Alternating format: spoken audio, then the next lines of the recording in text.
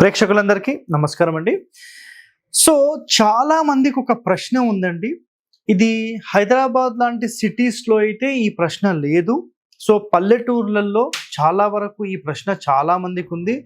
So ఆ ప్రశ్నకు సంబంధించి నిజంగా చాలా మందిని ఇబ్బంది పెట్టి ఉండొచ్చు. బట్ శాస్త్రాల్లో వీటికి సంబంధించిన వివరణ స్థపతులు చెప్పడం జరిగింది. సో స్థపతుల దగ్గర ఈ సమాచారం నేను తెలుసుకున్నాను. సో దానికంటే బిఫోర్ ఒక పుస్తకంలో చదివాను. దాని తర్వాత నేను ఎప్పుడైతే తమిళనాడు వెళ్ళానో ఆ టైంలో దీని యొక్క కండిషన్ అనేది అర్థమైందా? సో ఆ క్వశ్చన్ ఏంటంటే, గుడి కంటే ఇల్లు ఎత్తు ఉండొచ్చా? సార్ ఇదేం ప్రశ్న? ఇది అసలు ఎందుకు అని చాలా మంది అడుగుతారు కదా. ఇక్కడ ఒక కారణం ఉందండి. నేను కుంభం ఏరియా లేదంటే నంద్యాల నుంచి గిద్దలూరు నుంచి ఎటువైపు అంటే ఒంగోలు ఏరియా వెళ్ళేటప్పుడు మధ్యలో ఒక పల్లెటూరులో నేను ఒక విజిట్ చేసినప్పుడు ఆ ఊర్లో వాళ్ళు నాకు ఏమడిగారంటే, వాళ్ళు ఒకరు మళ్ళీ ఇంకొకటి ఎక్కడంటే కడప ప్రాంతంలో ఏదో ఒక పల్లెటూరులో కూడా అడిగారు. ఆ ప్రశ్న ఏమడిగారంటే, సార్ మా ఊరి లోపల గుడికి సంబంధించిన గోపురం లేదు. ఆ గుడి గోపురం లేకపోతే మేము ఎక్స్ట్రా ఫ్లోర్స్ కట్టుకోకూడదంట కదా. ఇది ఒకటో పాయింట్. గుడి కంటే మేము ఎత్తుండొద్దు కదా అనేది 2 ప్రశ్నలు వాళ్ళు అడిగారు. అదేవిధంగా నేను ఇంతకుముందు చెప్పిన కుంభం ఫారెస్ట్ ఏరియాలో కూడా ఈ ప్రశ్న వచ్చింది. ఈ ప్రశ్న 2020లో వస్తే 2021లో దీనికి సంబంధించిన సమాచారం వచ్చింది. ఆల్రెడీ ఒక ఇంటర్వ్యూలో, టీవీ ఇంటర్వ్యూలో నేను దాని యొక్క చిన్న షార్ట్ పాయింట్ లాగా చెప్పేశాను. ఇక్కడ నేను డీటెయిలింగ్గా చెప్తాను. సో సింపుల్ క్వశ్చన్ అండి. ఒక ఊరి మొత్తంలో గుడి ఎత్తుండాలా, ఒక ఇల్లు అనేది ఎత్తుండాలా? సో దేవుడికి ఆ ఎత్తు ఎందుకోసము, ఇంటికి ఎందుకు ఉండొద్దు, ఎందుకు ఉండొచ్చు, గుడి ఎందుకు ఉండాలి, ఇవి కండిషన్స్ ఈరోజు మనం మాట్లాడదాం. సో మొట్టమొదలు ఇక్కడ మనకు డైరెక్షన్స్తో ఇంకా సంబంధం లేదు కాబట్టి ఇది నేను చెప్పేస్తున్నాను. సో మొట్టమొదటిగా గుర్తుపెట్టేసుకోండి, కాస్మికల్ ఎనర్జీ సంబంధించి, అంటే కాస్మిక్ ఎనర్జీ అని మాట్లాడతాం కదా, ఇది మొత్తం ఒక ఊరండి. ఒక ఊరిలో ఇది అనుకోండి ఒక లెవెల్, ఇది ఒక లెవెల్. ఇందులోనే ఒక్కొక్క ఇల్లు మొత్తం కట్టేశారు. ఓ సెంటర్ భాగంలో గుడి ఉంది, దాని గోపురం ఇలా ఉంది. మిగతా వాళ్ళందరూ కూడా ఈ ఎత్తులోనే ఇండ్లు కట్టేసుకున్నారు. కొంతమంది కొంచెం ఎక్కువ, కొంచెం తక్కువ, ఈ లెవెల్స్లో ఆగిపోయినాయి. ఓకేనా, ఈ లెవెల్స్లో ఆగిపోయినాయి.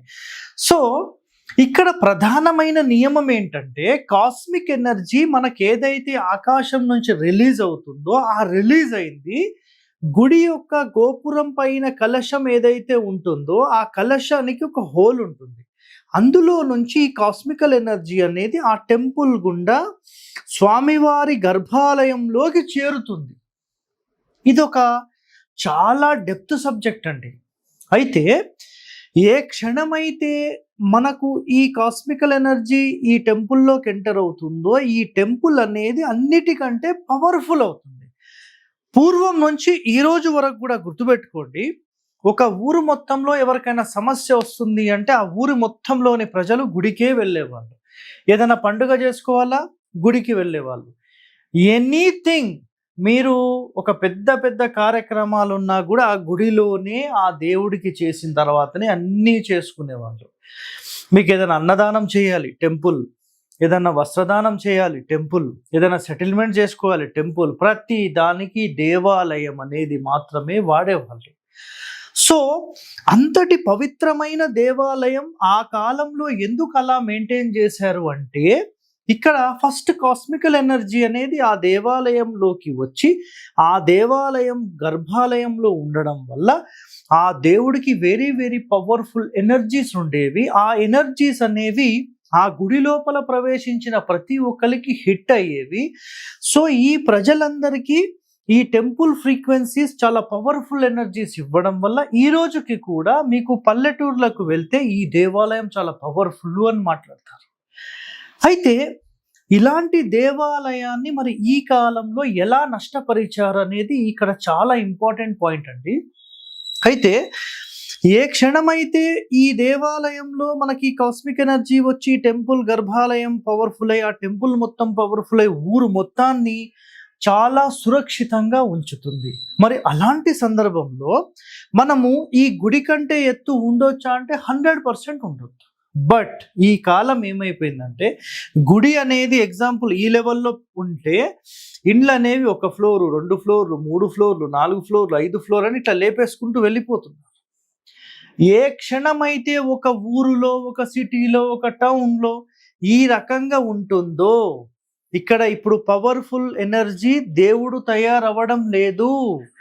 ఇక్కడ పవర్ఫుల్గా ఈ ఇంటి లోపల ఉండే వాళ్ళు ఎవరైతే హై రేజ్డ్ బిల్డింగ్స్ అని మాట్లాడతారో అలాంటి హై రేజింగ్ బిల్డింగ్స్ ఉండడం వల్ల ఈ కాస్మికల్ ఎనర్జీ మొట్టమొదటిగా ఎవరైతే ఆల్ టాప్లో ఉన్నారో వీళ్ళకు మాత్రమే వర్తిస్తుంది. అర్థమైందా?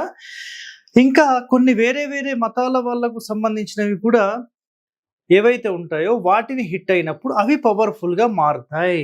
టెంపుల్ ఉంటే టెంపులు, చర్చెస్ ఉంటే చర్చెస్, మసీద్స్ ఉంటే మసీదు.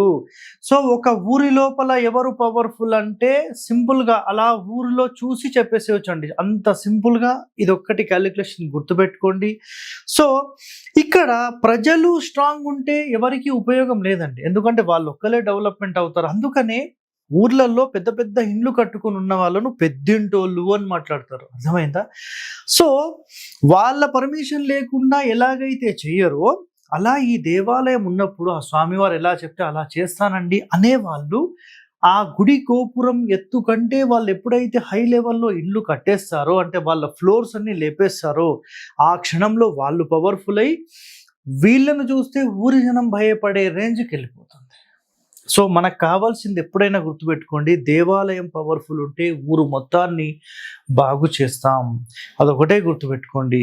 అదేవిధంగా స్థపతులను సంబంధించిన సమాచారం ఒకటి ఇంపార్టెంట్ ఏంటంటే నేను మాట్లాడాను వాళ్ళతోని. ఆయన ఏం చెప్పారంటే సో ఒకటి సార్ ఒక ఊరు మొత్తంలో సమస్య ఉంటే అంటే ఒక్కొక్క ఇంటికి ఒక వాస్తుపరంగా మేము వెళ్తాం. బట్ ఊరు మొత్తానికి సమస్య ఉంటే సార్ మేము ఆ ఊరికి ఎంటర్ అయ్యి మొత్తం ఊరంతా చూసుకొని ఒక దేవాలయం నిర్మిస్తాం. ఆ దేవాలయం ఎప్పుడైతే ఎస్టాబ్లిష్మెంట్ అవుతుందో ఆ క్షణం నుంచి ఆ ఊరే బాగుపడుతుంది అని చెప్పేశారు. అంటే వాళ్ళ ఆలోచన కంప్లీట్ ఊరు మీద దృష్టి ఉంది. మేము సాధారణంగా ఓన్లీ వాస్తు కాబట్టి మేము ఒక్కొక్క ఇంటిని ఇండివిజువల్గా తీసుకుంటాం. అర్థమైందా?